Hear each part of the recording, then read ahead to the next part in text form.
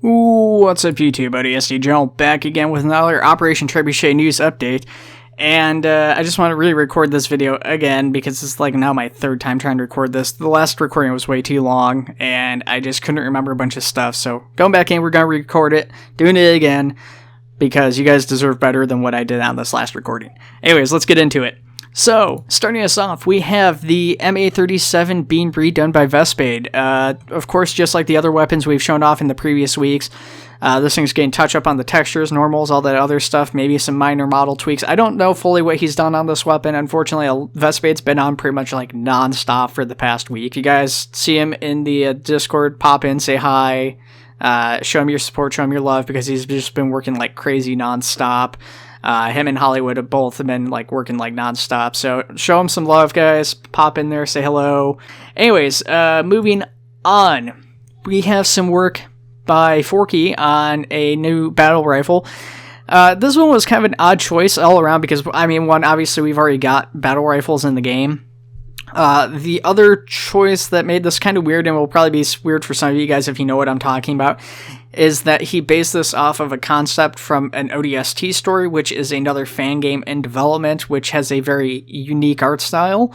It's obviously a Halo game, but they take a very different approach in implementing their assets as far as the appearance goes and what they're based off of. So it was kind of a weird choice and a little bit surprising that he decided to go with an asset from that, because it does look, generally speaking, a lot different from the normal Halo assets, but it's a pretty good looking model so far, still pretty early on, and a little bit of collaboration between their mod and this mod, even if this is like the only thing, is always a good thing. You know, it doesn't hurt to have that collaboration.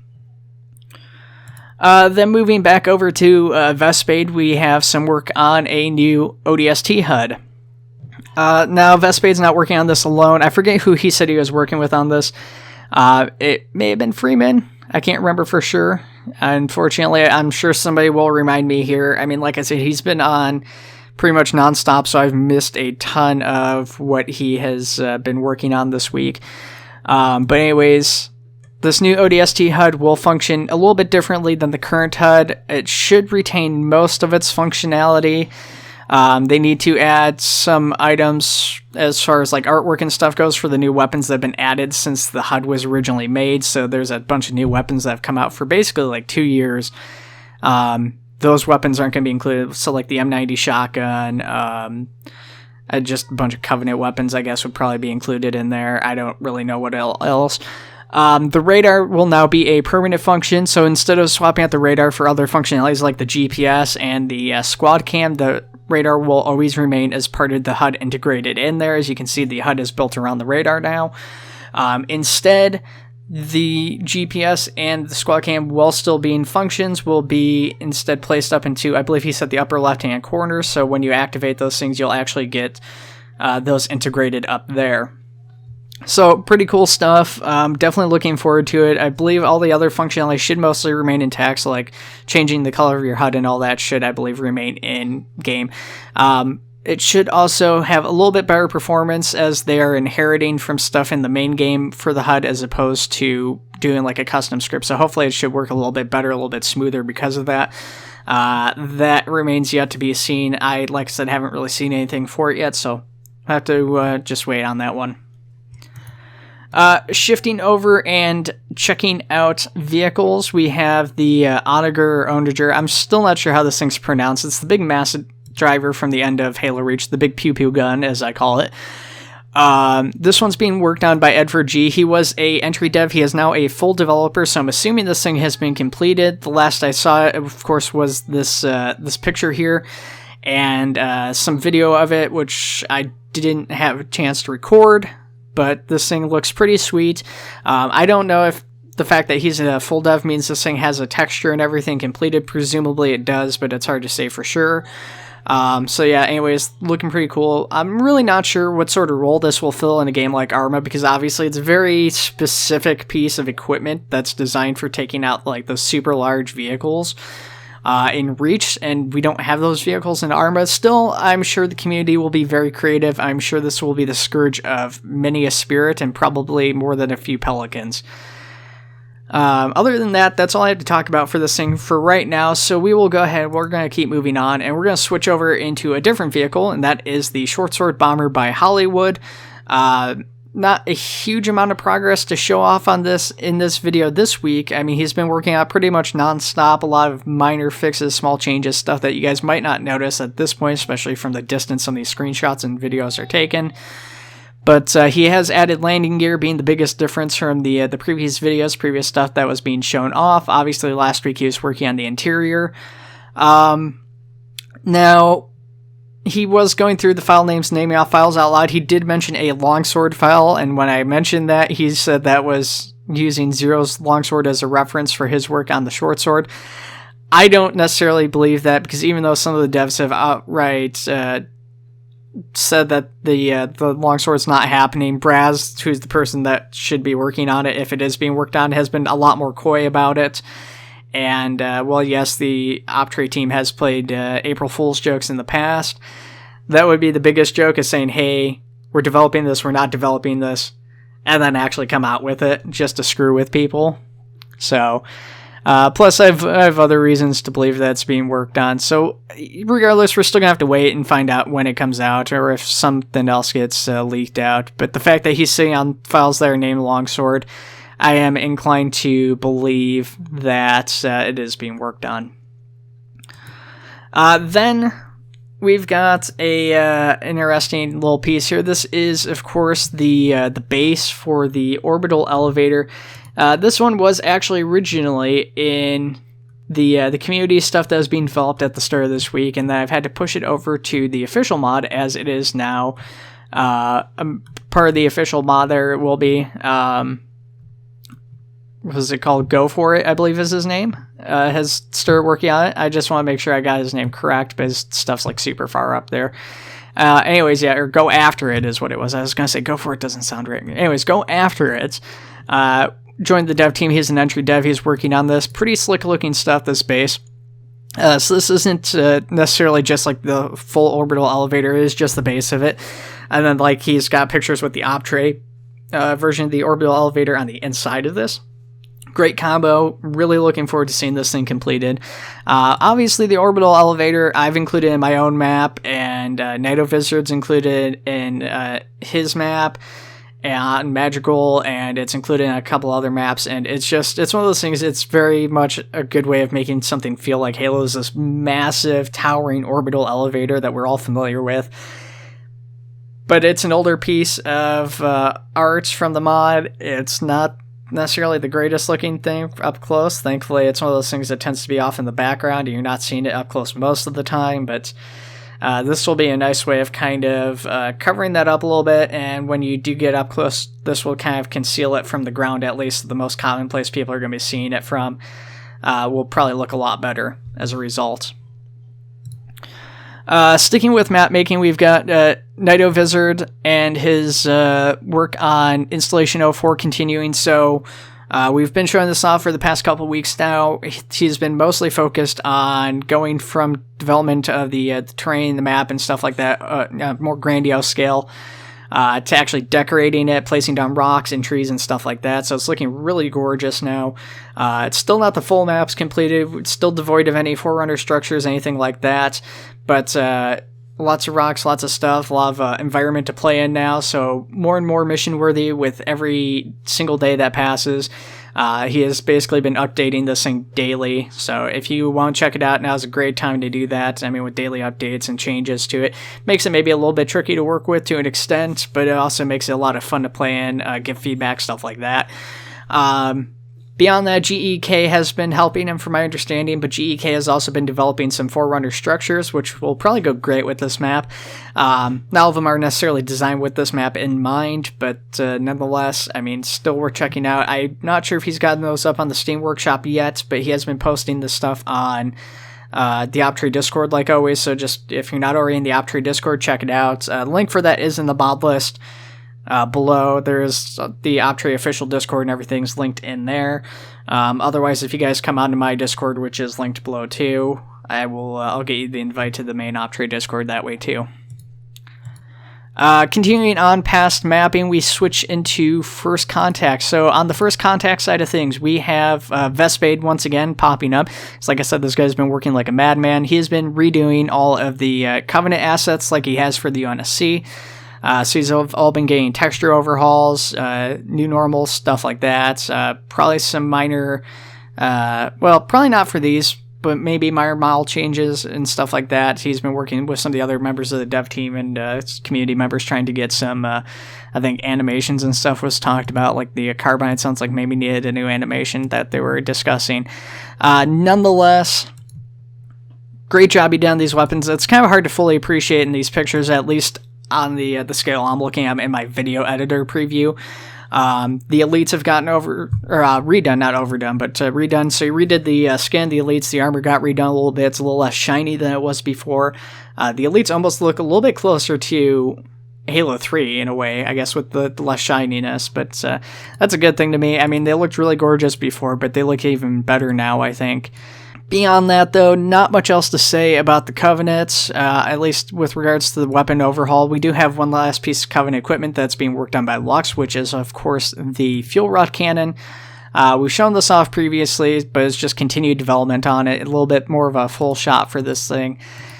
Still pushing for the purple version with the Deadman switch from Halo 1, but I don't think that's going to happen, although some of the devs have been like super on board with the idea, so maybe I'll get lucky and Vespade or somebody will take that up after this thing's completed and do a purple retexture with the Deadman switch, but we'll have to wait and see on that one. That one's probably a little less necessary, but just a more of a fun thing.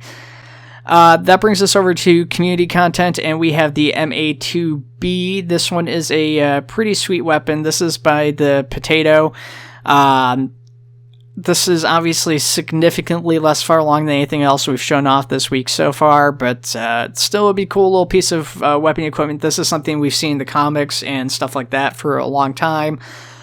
So this is the kind of weapons and stuff I would like to see realized. I mean, you know, there's a lot of stuff in the mod that needs to be touched up, and stuff has been gone over time and time again. It's just like, sometimes that's why I know I get a little bit frustrated when it's like, oh, people are working on the DMR and stuff again. Is like, even though that stuff is really gorgeous looking, and the people are doing like a super good job, and they're putting a ton of hard work into it. You get really frustrated sometimes because it's like stuff like the MA2B and the M6J that I really want to see realized, because I've never gotten to play with those weapons. It would be awesome to actually see those weapons realized in that sense, like the MA5K was. So this is cool to see this being worked on. Very excited. I'm hoping this gets finished. I'm not really familiar with any other work by the Potato, and she seems like more of a recent community member, at least that I've seen. Since he started posting stuff. And it's hard to say because, you know, quarantine has brought a lot of people out that kind of lurked in stuff before, and, you know, stuff like that. So really awesome stuff, though. I'm very excited for that. Shifting us over, though, we've got more stuff to talk about. We've got a deployable bunker by Voosp, and this thing's pretty neat. I guess this is based off of a Halo Wars 2 concept. I'm not really familiar with the concept right offhand, but pretty cool little building here. It would be kind of nice if it had some portholes to shoot out of, but given the functionality of this, it makes sense that it doesn't necessarily have that. So this is a great place to throw some bunk beds into, or a makeshift office. This would be perfect for like a fob for missions and stuff like that, because it's a little prefab building that's obviously, it's got like hooks, so you can drop it off from like a Pelican or some sort of like those like carrier bases like an Albatross or whatever the things that deploy off the Spirit of Fire are. That would all be pretty cool stuff. And just if it actually had like functionality to hook it, that'd be even cooler, I suppose, although I don't know how practical that would actually be. Continuing on, we have Oshin. I hope I pronounced it correctly this week, because I've been pronouncing it incorrectly for a little while here now. He has officially joined the dev team, and he is working on his Mark 6 armor, which is actually on the Steam Workshop, available now for like an alpha beta version. It's not done yet. He's still reworking textures, still tweaking the armor sizing, stuff like that, but it will have hidden selections once it's finished. It will have some recolors, I believe, officially included with it. But he is part of the dev team, like I said, so this will eventually be getting added into the mod alongside the Mark V, presumably into First Contact. Really great looking armor, though. Definitely worth checking out on the workshop, even while it's separate right now. very cool stuff. It is designed to actually work with the increased size Spartan, so it actually works perfect like that, compared to like the Spec War Group 7 Mark 6, which is designed to work with regular armor guys.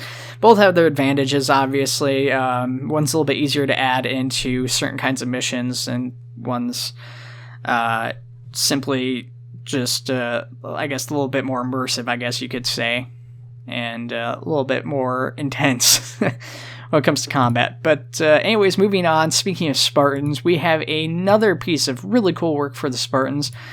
Now, I don't know how to pronounce this guy's name properly. I'm probably going to butcher this one, as I've already been butchering Oshin's name all week, but Akaviri 13 basically popped out of nowhere today and released this super awesome mod, like right before I was getting ready to record this. I had to stop and I had to go back and check this out because it was so cool. So basically this mod adds a ton of functionality to Spartan armor that it doesn't have already. So basically the script is pre-built for the Mark IV armor included in the main op tray mod, although you can edit it to work with any armor. So the Mark V and the First Contact you can add to it. The side mod Mark 6 armors, the Spec War Group 7, the ODST armor, if you wanted to add that for whatever reason, like any armor you want to add, you can add that functionality to this. But basically how the script works is that you have a scroll wheel option to activate your armor. Activating the armor gives you a black screen for a second. It runs a boot up sequence on the armor, and when it spawns in a HUD. The HUD you guys see in this video is only one of like 3 designs for the HUDs. They have like an EVA version and a Mark IV and Mark V version of the HUD included. So this gives you the HUD. It gives you energy shielding. You actually get a shielding bar. While the energy shielding is active, you don't take any damage while it's active. When you get shot, little sparks generate off your character to indicate that there is energy shielding. That's really cool stuff. The ability to jump is given this, so you press like control space by default, your character will jump, so you can get shot, you can have your energy shielding. You can have your HUD active, and like I said, you can add this to any armor. The only downside to this is that I don't know if there's any way to activate this without the scroll wheel. I'm presuming there is, because that would be really cool to give this functionality to the elites for the energy shielding at the least, because you can assign the HUD and stuff separately, so you don't have to have the HUD, but you can still have the energy shielding. So say you're playing as an elite group, because I know there is one of those now, you guys can also apply this to your elites. You just need the class name, you need the armor that you're using, you apply this to the armor. It's activated through the add-on manager. I'm not sure how to add this to servers or anything yet. That will be for somebody else to figure out on the Discord. There's already discussions and stuff over this. Really awesome stuff. And I unplugged my microphone. That was an accident. Thankfully, you guys can still hear me regardless of my my headset, I should say, not my microphone. My Blue Yeti is hooked up separately, thankfully. I just got too excited about this mod. So cool. But that is everything I have to talk about this week, I think, guys. There is a ton of stuff going on. I mean, with this quarantine, I've been missing a ton of stuff. I've been having a hard time tracking it myself. But like always, guys, I want to know what you guys are most excited for from today's video. I want to know what you guys are most excited for coming in the future, anything like that, what you guys want to see that either hasn't been announced yet or that has. Either way, I want to know. Let me know in the comments below. I want to also give a warm welcome to all the new entry devs and full developers and stuff like that. It's been a ton of you guys. I'm having a hard time keeping track of who else joined, because I heard the dev team was closed down and then like 3 new developers joined, so... lots of people moving back and forth, changing and stuff like that. So I just want to say welcome to everybody if you haven't gotten welcome already. Very excited to see all this content. Super stoked about it. Other than that, guys, take it easy. I'll see you in the next one.